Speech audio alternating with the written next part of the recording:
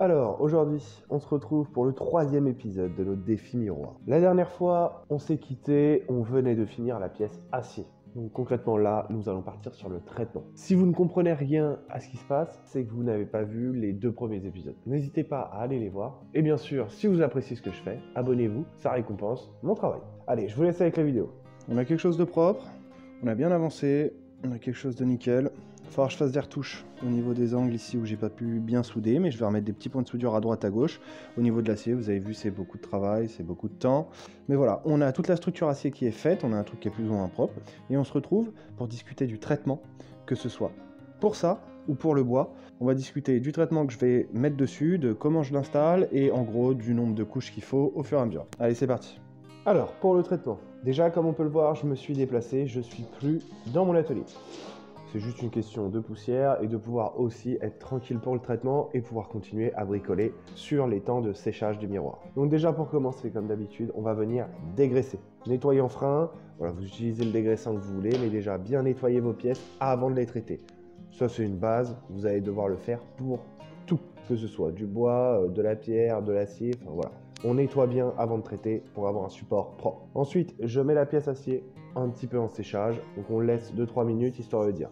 Là, je viens dépoussiérer le bois proprement. Si vous voulez humidifier votre éponge, je dis bien humidifier, pour pouvoir retirer toute la poussière, voilà, vous humidifiez. Ensuite, on part sur le traitement. Donc, pour le miroir, j'ai fait le choix d'utiliser du brou de noix pour avoir quelque chose de très rustique. Brou de noix, je vous l'ai déjà dit dans plusieurs vidéos, c'est quelque chose de pas trop cher. Vous pouvez trouver ça dans n'importe quel magasin de bricolage. Et en plus de ça, ça met en valeur le veinage. On part sur une couche homogène sur la totalité du cadre. Bien sûr, quand on met du brou de noix, on suit le sens du veinage et on essaye de bien étirer son produit pour pas qu'il y ait de paquets ou de surplus de produit et qu'il y ait un problème d'homogénéité de la pièce. Ensuite, dès que c'est fait, on met le cadre en séchage et on part sur la pièce en acier. Alors la pièce en acier, elle est dégraissée, elle est propre, elle est sèche. Là, je viens mettre mon torchon tout propre, tout beau en dessous de ma pièce parce que je vais venir utiliser une bombe aérosol et je ne veux pas avoir de l'aérosol partout. Donc pour la bombe, comme d'habitude, moi j'utilise une petite bombe Action, ça coûte pas cher, c'est 3,90 € la bombe. Donc on est sur une bombe aérosol métal mat. On fait le premier côté en entier, on essaye de mettre une couche homogène, mais sans pour autant en mettre trop. On essaye bien d'aller dans les recoins, à droite, à gauche. Sur des pièces comme ça, n'hésitez pas bien sûr à mettre un petit produit anti-corrosion. Comme ça, vous êtes tranquille, en sachant que là, on n'a pas fait un nettoyage complet de la pièce, il reste des points de rouille. Donc c'est un produit soit anti-corrosion, soit une peinture avec le produit anti-corrosion, mais c'est vraiment pour éviter que la rouille continue à se propager. Donc on fait face avant, face arrière, tout simplement. On laisse sécher bien proprement. Pendant que vous avez une pièce qui sèche, on part sur l'autre, on met la deuxième couche. Quand le brou de noix est bien sec, on va bien chercher à l'intérieur des moulures, on fait quelque chose de propre. Donc le brou de noix, je vais mettre 2 couches. Pour moi, ça suffit largement. N'hésitez pas à en mettre plus si vous voulez plus assombrir votre bois. Donc là, en gros, j'ai mis 2 couches de brou de noix sur le cadre. J'ai mis une couche homogène sur le dessous et 3 couches sur le dessus. Et dès que c'est fait, dès que c'est bien sec, on va partir sur du vernis. Par contre, le vernis, ne faites pas la même erreur que moi. J'ai voulu mettre trop de vernis d'un coup et ça vient faire un peu blanchâtre sur l'acier et ça fait moche. Soit vous utilisez qui est de la laque en aérosol, comme ça vous ne prenez pas la tête avec le côté étalage et avoir du produit homogène partout, c'est l'aérosol qui fait le travail. Ou soit vous faites au vernis comme moi, mais vous mettez juste la bonne dose pour pas qu'il y ait de film blanchâtre ou de taches blanchâtres sur votre pièce noire. Je vais mettre, après ça vous de voir, vous mettez entre 2 ou 3 couches, mais avec un bon temps de séchage entre les couches. Donc moi c'est un vernis satin, donc c'est vrai que ça fait ressortir le brillant. J'aime bien quand ça brille, quand c'est propre. Donc voilà, après c'est à vous de voir, vous mettez du mat si vous avez envie de mettre du mat. Tout simplement là, je finis les pièces dans mon coin et on se retrouve pour le montage du fond, tout simplement. Allez, c'est parti. On a fini le traitement en entier.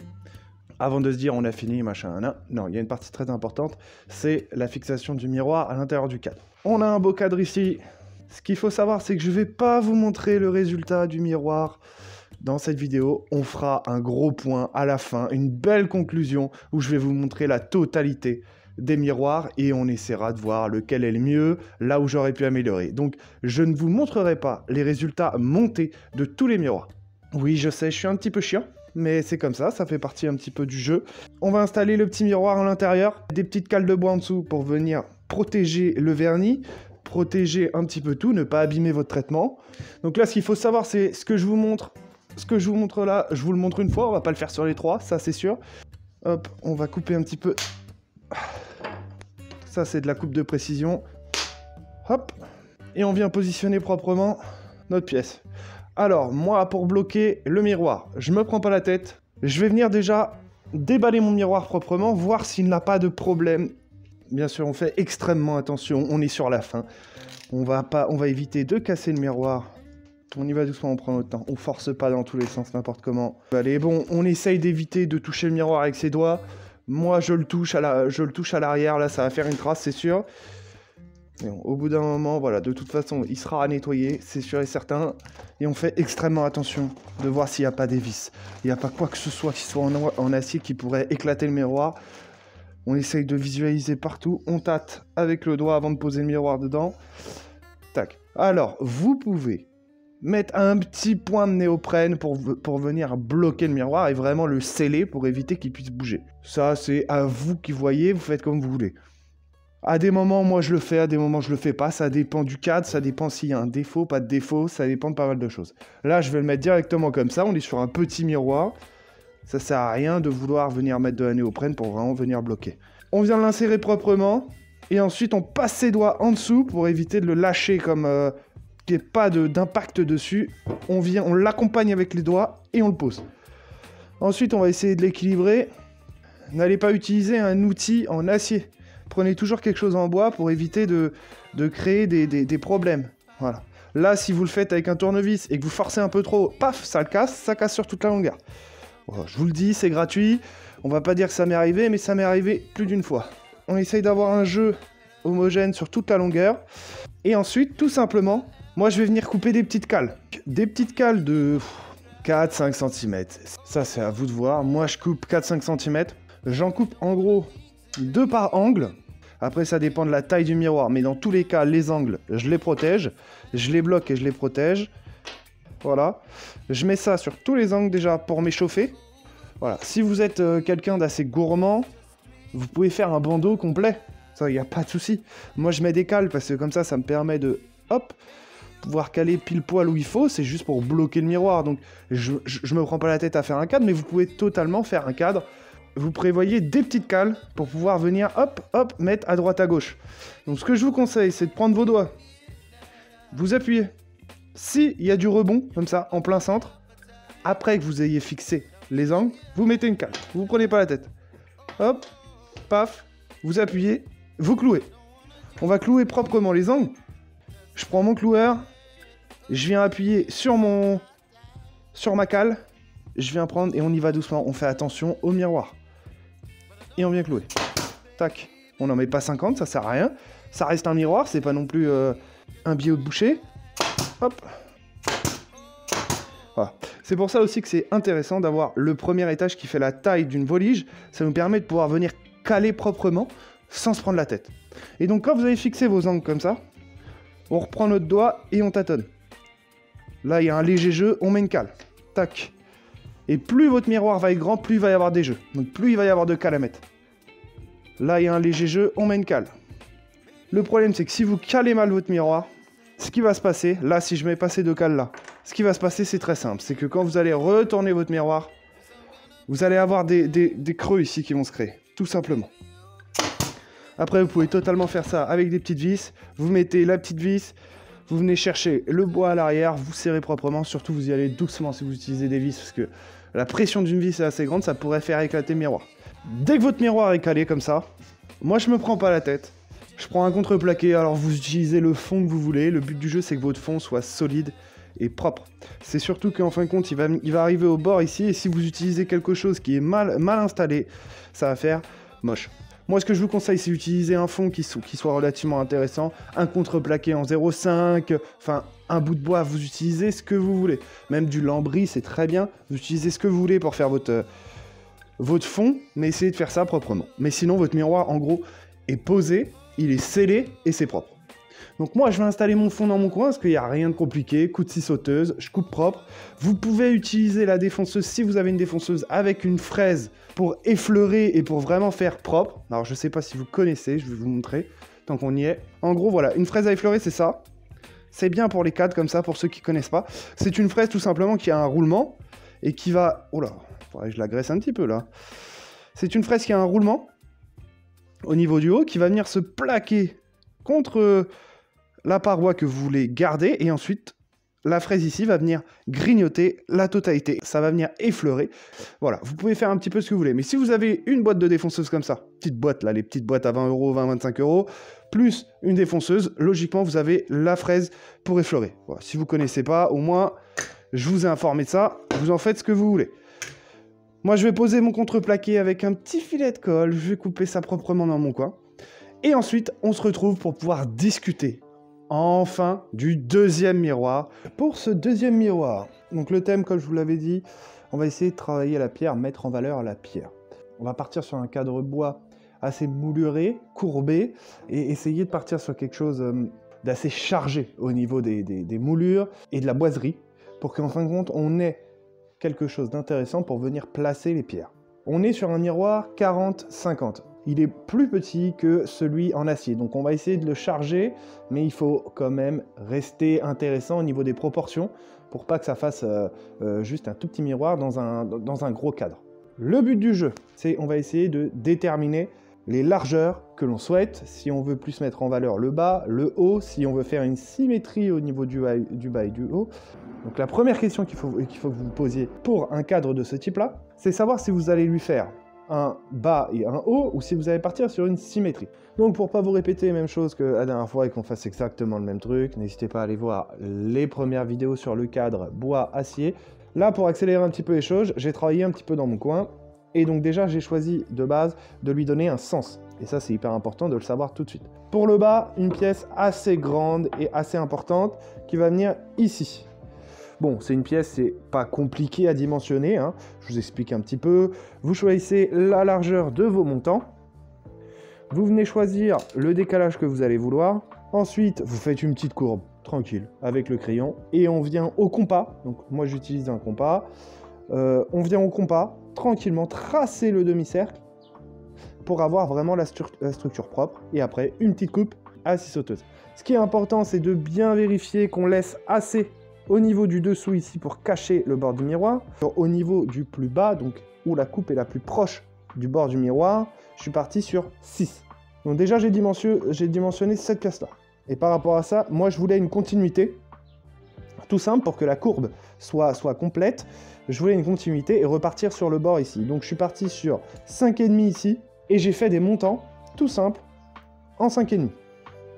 Donc qui viennent se poser ici et ici. Donc 5,5, ça me laisse un bon 0,8 en dessous au niveau du bord du miroir. C'est très bien, ça suffit, on n'a pas besoin de beaucoup plus. Ensuite, ici, on va essayer, donc on a laissé une grande place pour pouvoir mettre en valeur la pierre. Donc je ne sais pas encore ce que je vais faire, mes pierres sont encore brutes, ils sont encore là dans mes mains brutes, je ne sais pas du tout ce que je vais réussir à sortir. Mais ce qui est sûr, c'est qu'on va avoir une pièce ici qui va pouvoir être intéressante pour pouvoir travailler la pierre, couper, tailler et venir placer la pierre ici. Et ensuite, pour créer une sorte de symétrie, faire un petit rappel, tout simplement, j'ai coupé une deuxième pièce ici. Alors cette pièce-là, vous allez me dire, elle est un peu bizarre et tout. C'est normal, je ne l'ai pas encore coupée. J'ai coupé une pièce qui fait au total, donc là on est sur du 7,5. Ça va nous permettre de pouvoir, hop, les placer et commencer à dessiner. Donc tout simplement, moi ce que je voudrais faire, c'est avoir une continuité comme au niveau du bas ici, avoir une continuité sur le montant. Donc tout simplement, je vais venir couper ici à scie sauteuse et je vais venir tracer en gros jusqu'à un certain point ici que je vais déterminer après. Ici, la même chose. Et au niveau du milieu ici, j'aimerais faire un emplacement un petit peu en longueur pour pouvoir venir mettre une autre pierre. Comme ça, on aura une symétrie, on aura un rappel. Et donc tout simplement, on va faire une coupe comme ça et on va venir faire un biseau qui va ramener vers le miroir. Les pierres que je vais choisir, je ne sais pas quelle dimension ils vont faire, mais je laisse les emplacements et ensuite je me débrouillerai pour sortir des pierres propres. Je vais faire ma petite coupe ici, tout simplement. Et ensuite, je vous récupère pour discuter un peu de la moulure, la défonceuse et la moulure. En sachant que je pense que la moulure, je vais la faire en continu. Je vais pas la faire pièce par pièce. Je vais tout fixer sur mon cadre, sur mon support du bas, comme on a fait pour l'autre. Donc tout simplement colle, vis, avoir des pièces propres, faire un bon assemblage au niveau des angles. Et ensuite, je vais passer la défonceuse à l'intérieur pour faire ma moulure, mais je vais pas avoir d'angle. Voilà, je vais avoir quelque chose de continu et je veux quelque chose de continu. Je prépare mes pièces, je commence à faire tout ça et on se récupère pour la moulure intérieure. Allez, c'est parti. Alors, je viens de finir mon petit assemblage. J'ai vraiment fait le choix de venir faire le petit coup de défonceuse entièrement et pas faire une baguette après l'autre. Donc tout simplement, j'ai tout assemblé, colle néoprène, dans toutes les surfaces où il y avait besoin, avec les petites vis en dessous, comme on fait d'habitude. Donc petite vis de 3 cm dans le premier étage du sandwich. Hop. Et ensuite, on a un miroir. On a un cadre de miroir qui est propre. Alors, limite, on pourrait s'arrêter là. C'est une forme qui est déjà très particulière. On pourrait s'arrêter là. Mais non, nous, on va pousser la chose au plus loin. Et on va faire, comme d'habitude, un petit peu de défonceuse. Donc, comme pour le premier miroir, je vous répète la même chose. Petite boîte à 20 €. On a des fraises de tout type, de toute forme. Mais celle qui fonctionne le mieux, à mon avis, c'est le quart de rond à l'intérieur, celui qu'on a utilisé pour le premier miroir, et la double moulure. Là, ce coup-ci, ce que j'essaierai bien de faire, c'est déjà partir sur un défonçage avec un quart de rond. J'ai bien aimé, ça retirait pas mal de matière et ça faisait rentrer vers l'intérieur. On va commencer avec celui-là pour la première, celle qui est le plus bas. Et ensuite, on va mettre un petit coup de double moulure un peu plus haut pour venir décrocher tout ça. On va venir installer notre petite fraise. Bon, je sais, c'est toujours la même manip, hein, mais bon, qu'est-ce que vous voulez? Donc, on va commencer avec un quart de rond tout en bas. Et ensuite, on passera le deuxième pour voir un petit peu ce que ça donne. Bon, pour faire celui du bas, comme d'habitude, on va commencer par un défonçage complet assez haut pour pouvoir dégager de la matière. Et ensuite, on va passer le quart de rond plus bas. Et bien sûr, on y va doucement. On cherche petit à petit à noyer la fraise pour trouver le réglage qu'il nous faut. Donc moi, comme d'habitude, hein, pour faire le réglage, là, actuellement, je vais noyer la totalité de la fraise, donc je ne me prends pas trop la tête. Voilà, là, on est tout en bas de la fraise. On va venir régler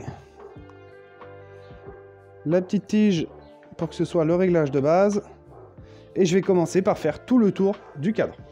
On passe ça proprement, prenez votre temps, choisissez bien la vitesse de votre défonceuse et ça va tout seul. Moi, sur un truc comme ça, je vais être sur la vitesse... bon, voilà, après, chaque défonceuse a ses vitesses, tout ça. Mais je vais rentrer dans le bois autour des 3. Et ensuite, je vais accélérer en gros jusque 5. Et ça suffit largement. Ça sert à rien de tourner plus vite.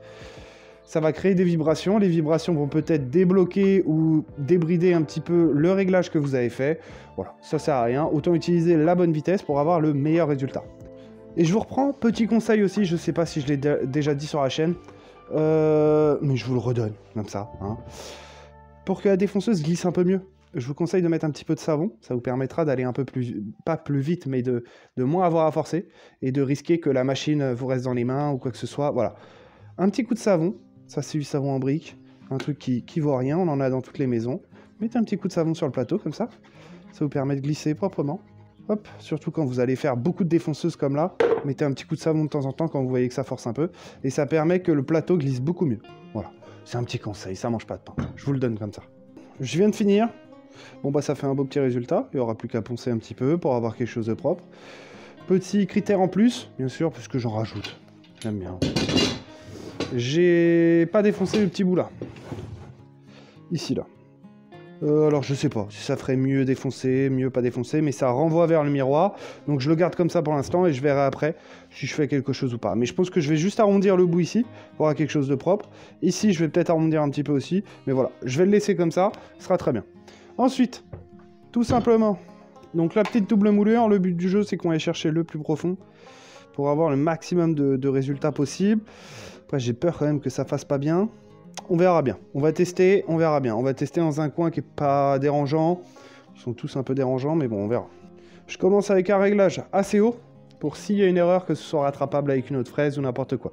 Hop, c'est parti. Je vais juste faire une petite rainure. Ok, c'est pas mal. Ça fait un creux plus petit. Ok, je vais descendre un peu.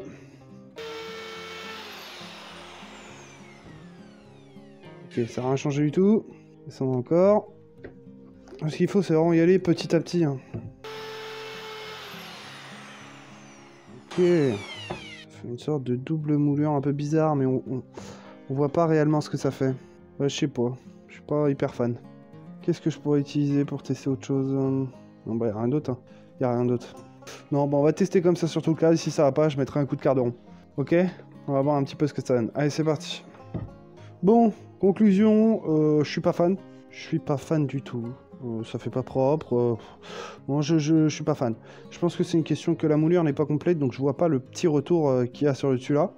Donc bah tout simplement, je vais essayer de remettre un coup de quart de rond à la place, comme on a fait sur le... Voilà. On va pas se lancer dans des moulures plus compliquées. On va rester là-dessus. On va faire un deuxième quart de rond. Ça faisait très bien. On passe sur du quart de rond et je vous montre le résultat quand c'est terminé. Bon, on va s'arrêter là pour aujourd'hui. Donc, comme on peut le voir sur la vidéo, le quart de rond, ça rattrape tout, c'est propre. On a vu pas mal de choses aujourd'hui. On a fini le cadre bois-acier. On a bien commencé le cadre pierre. On va s'arrêter là. On est en gros à la moitié du cadre pierre. Il y a beaucoup d'étapes encore après. Donc, on reprend ça, je pense, mercredi, si tout se passe bien. Si ça vous a plu, bien sûr, n'hésitez pas à vous abonner. Ça récompense mon travail. Et puis, on se dit à mercredi pour la suite de ce petit défi.